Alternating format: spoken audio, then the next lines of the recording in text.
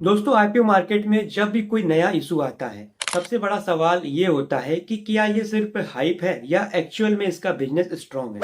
आज हम एक ऐसे आईपीओ को डिटेल में एनालाइज करने वाले हैं जहां पर फंडामेंटल काफी स्ट्रांग दिख रहे हैं। इस कंपनी का नाम है आमिर चंद जगदीश कुमार एक्सपोर्ट। इस वीडियो में हम देखेंगे बिजनेस, ग्रोथ, इंडस्ट्री और ऑल ओवर आउटलुक। तो यहाँ पर हम आ गए हैं चित्तौड़गढ़ की वेबसाइट पे। तो यहाँ पर सबसे पहले जो है आईपीओ के डिटेल्स की अगर हम बात करें तो ये आईपीओ जो है वो ओपन होने वाला है 24 मार्च को, और इसकी जो क्लोजिंग डेट रहने वाली है वो 27 मार्च की रहने वाली है। लिस्टिंग डेट की बात करें तो इसका जो लिस्टिंग है वो भारतीय शेयर बाजार में 2 अप्रैल को होने वाला है। इसका जो फेस वैल्यू है वो 10 रुपीज़ पर शेयर के हिसाब से रहने वाला है। और प्राइस बैंड की बात करें तो प्राइस बैंड जो है वो 201 से लेकर के 212 तक रहने वाला है। लॉट साइज जो है 70 शेयर का रहने वाला है। और इसका जो सेल टाइप है वो फ्रेश कैपिटल ओनली है। इशू टाइप जो है वो बुक बिल्डिंग आईपीओ है।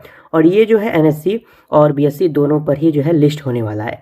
तो यहाँ पे टोटल इशू साइज की अगर हम बात करते हैं तो इसका जो टोटल इशू साइज है ना वो 440 करोड़ है। जिसमें जो शेयर है वो 2,07,54,716 शेयर रहने वाले हैं। और सबसे अच्छी बात है कि इसमें जो है टोटल जो फ्रेश इशू रहने वाला है वो 440 करोड़ का रहने वाला है। यानी कि यहाँ पर ये जो इशू हो रहा है वो टोटली फ्रेश इशू ही हो रहा है, कोई भी ऑफर फॉर सेल इसमें नहीं है। तो ये इस कंपनी के लिए इस आईपीओ में ये जो है प्लस पॉइंट है। तो यहाँ पर टोटल जो है फ्रेश इशू हो रहा है। और यहाँ पे अगर हम जो है और डिटेल की अगर हम बात करते हैं तो यहाँ पर जो रिटेल शेयर ऑफर है ना वो 35% का रहने वाला है। तो रिटेल वाले भी जो है जमकर इसमें अप्लाई कर सकते हैं। यहाँ पे कंपनी के थोड़े बिजनेस के बारे में अगर हम बात करते हैं तो ये कंपनी 2003 में जो है इनकॉर्पोरेट हुई है। और बेसिकली इनका जो बिजनेस है ना वो बासमती राइस में है और अदर एफएमसीजी प्रोडक्ट्स में इनका बिजनेस है। तो ये कंपनी ऑल ओवर देखा जाए तो बासमती राइस में जो है इंगेज है। और इसका जो है बेसिकली मार्केटिंग एंड सेल्स में ये कंपनी जो है इन्वॉल्व है।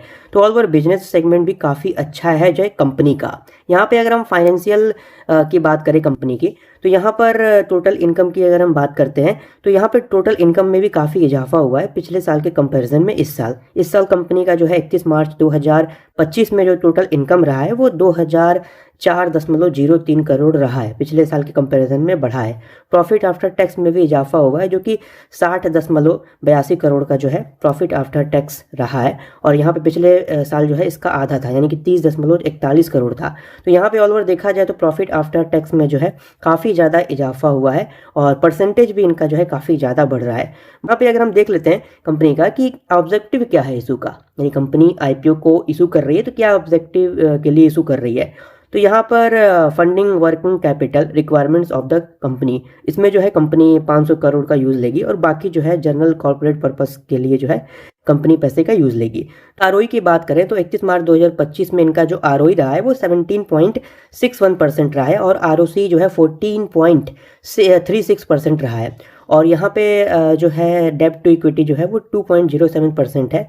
और तो यहाँ पे ऑल ओवर देखें फाइनेंशियल भी कंपनी का ठीक ठाक नजर आ रहा है। पी रेशियो की बात करें तो पोस्ट आईपीओ यानी कि शेयर मार्केट में लिस्ट होने के बाद इसका जो पी रेशियो है ना वो 22.56% का रहने वाला है। और प्रमोटर होल्डिंग जो है आईपीओ लिस्ट होने के बाद 78.78% का रहने वाला है। और मार्केट कैपिटल जो है वो 2195.29 करोड़ का है। तो ऑल ओवर देखा जाए तो आईपीओ तो काफ़ी ज़बरदस्त है। टोटल यहाँ पर जो है फ्रेश इशू रहने वाला है, ये अच्छी बात है कंपनी के लिए। सबसे इंटरेस्टिंग बात क्या है पता है? ग्लोबली बासमती राइस के सिर्फ 2 ही मेजर प्लेयर हैं, इंडिया और पाकिस्तान। और अब ये जो करंट सिचुएशन चल रहा है उसमें पाकिस्तान धीरे धीरे अपना मार्केट शेयर जो है वो लॉस कर रहा है और इसका फायदा सीधा जो है वो इंडिया को मिल रहा है। अब इसी सिचुएशन का जो एडवांटेज है ये कंपनी ले सकती है क्योंकि इसका जो एक्सपोर्ट सेगमेंट है वो काफी ज्यादा जो है वो स्ट्रॉन्ग है।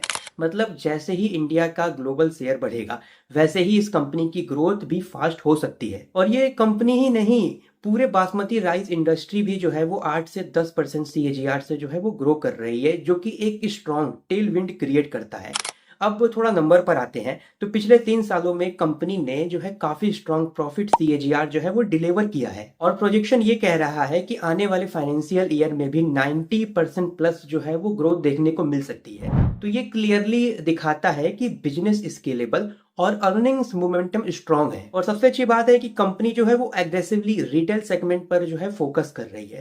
और अच्छी बात ये है कि इसका डिस्ट्रीब्यूशन नेटवर्क ऑलरेडी स्ट्रांग और वेल स्टेब्लिश है। अगर फंडिंग का सही से यूज होता है तो ये एक्सपेंशन और फास्ट हो सकता है और कंपनी एक स्ट्रांग ब्रांडेड प्लेयर बन सकती है। और इसका इम्पैक्ट फ्यूचर में मार्केट शेयर ग्रोथ और स्ट्रांग पोजिशनिंग के फॉर्म में देखने को मिल सकता है। और यहाँ एक और इम्पॉर्टेंट पॉजिटिव पॉइंट ये है कि फ्रेश कैपिटल के सपोर्ट की वजह से कंपनी के पास next year stronger cash flow रहेगा जो इवेंचुअली परफॉर्मेंस को सपोर्ट करेगा।